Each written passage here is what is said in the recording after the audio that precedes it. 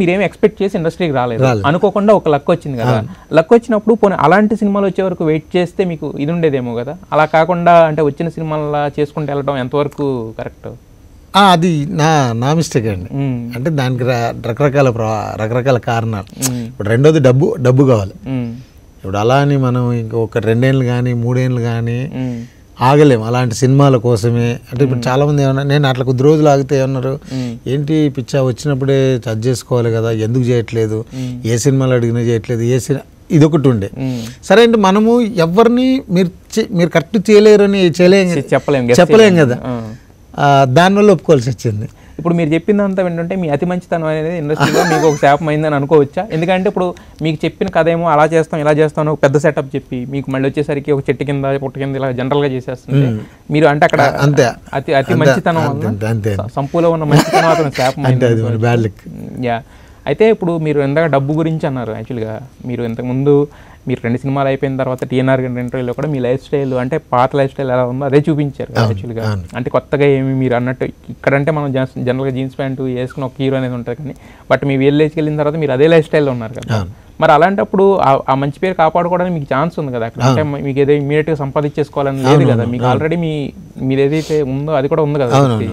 మరి అది కాకుండా మరి దీనికి ఇలా అంటే వచ్చిన అవకాశాలు చేస్తలేడు అంటే ఏంటి, ఏమనుకుంటున్నాడు అసలు ఇతను ఏంది, ఒక 2 సినిమాలు చేశాడు దాంట్లో పెద్ద అదే అనేది కొన్ని. ఇప్పుడు నేనేమి చేయలేదు అనుకోండి, కొద్ది రోజులకు మళ్ళీ ఇలాంటి సందర్భం వచ్చినప్పుడు మీరే అడిగేటోళ్ళు అసలు ఎందుకు చేయట్లేదండి అంటే. ఇప్పుడు ఎట్లుంటుందండి సార్, అంటే మనం ఏం చేసినా ఇంకా తప్పది కొన్ని. ఓకే. అయితే ఇప్పుడు సంపూర్ణేష్ బాబు ఇప్పుడు హీరో అయ్యాడు sir. Sampoornesh Babu hero అవ్వకముందు hero అయిన తర్వాత మీలో మీరు చూసుకున్న మార్పు ఏంటి? చాలా సార్, అంటే ప్రతిదీ అంటే మన జీవన విధానం. బట్ అంటే నేను మామూలుగా ఉంటున్నా కానీ ప్రతిదీ మారిపోయింది. అంటే బయట మన సర్కిల్ కానీ లేకపోతే మన మెయింటెనెన్స్ కానీ లేకపోతే ఇప్పుడు ఇప్పుడు మా పిల్లలు ఇలా ఉండాలి, సంపూర్ణ బాబు కూతుర్లు ఒక చారి కూతుర్లకు సంపూర్ణ బాబు, చారి ఫ్యామిలీకి సంపూర్ణ ఫ్యామిలీకి అంటే ఎవ్రీథింగ్ కొంత అంటే 100కు అప్పుడు ఎంత సార్ ఒక 10,000 సంపాదించేవాళ్ళు నెలకి. ఇప్పుడు అలాంటి 10,000 నెలలో ఎన్నోసార్లు వచ్చిపోతున్నాయి కాబట్టి కొంతవరకు అయితే మార్పు ఉంది. అంటే ఇప్పుడు కెమెరా ముందు సంపూర్ణ బాబులో బతికి ఇప్పుడు నాకు షూట్స్ ఏమి లేకపోతే మళ్ళీ నర్సించారులాగా బతుకుతున్నా. అది చాలా కష్టం కదా. కానీ ఎందుకంటే మనకి ఇప్పుడు మీరు అన్నట్టు కెమెరా యాక్షన్ అన్నప్పుడు ఏంటంటే మనకి అన్నీ ఉంటాయండి, టైంకి అన్నీ వచ్చి ఎవ్రీథింగ్ ఉంటుంది.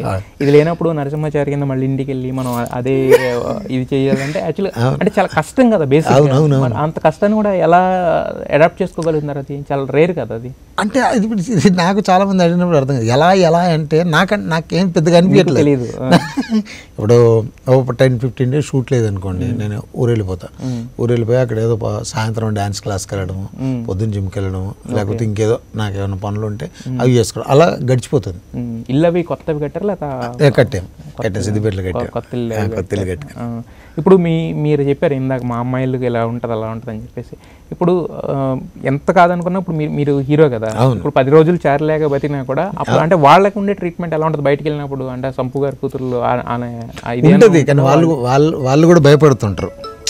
అంటే వాళ్ళ స్కూల్లో లేకపోతే ఎక్కడికి వెళ్ళినా వాళ్ళకి ప్రత్యేకంగా ఉంటుంది కానీ వాళ్ళు మ్యాక్సిమం తొందరగా చెప్పరు. నాతో వెళ్తే తప్ప వాళ్ళు పర్సన్గా వెళ్తే చెప్పరు. మీ డాడీ పేరు ఏంటంటే నరసించారనంటే చెప్తారు. ఓకే. మొత్తానికి మీది ఎంత ఏంటంటే అదృష్టంలో అంటే మీ జీవితంలో అంటే మీరు సినిమాల్లో సింగిల్ క్యారెక్టర్ కానీ జీవితంలో డ్యూయల్ క్యారెక్టర్ చేస్తున్నారు. ఏదో అంటే అంటారు కదా మనం మామూలుగా అంటే వీళ్ళు పిల్లలు కూడా ఎందుకు చెప్పుకోరండి సార్, అంటే ఏదైనా ప్రాబ్లం అయినా ఏమైనా ఫస్ట్ ఈ పేరు యాడ్ చేస్తారు.